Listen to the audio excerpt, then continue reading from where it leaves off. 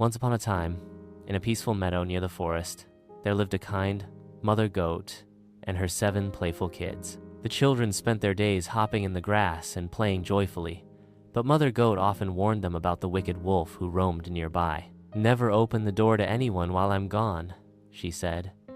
"Especially not the wolf. His voice is rough, and his paws are black." One sunny morning, Mother Goat went to the village, reminding her kids to be cautious. Not long after, the sly wolf came and knocked on their door. "It's me, your mother," he growled. But the kids recognized his rough voice and didn't let him in. Determined, the wolf went to a bakery, ate chalk to soften his voice, then had his paws covered with flour. He returned to the cottage and knocked again. This time, his voice was sweet and his paw looked white. The kids believed it was their mother and opened the door.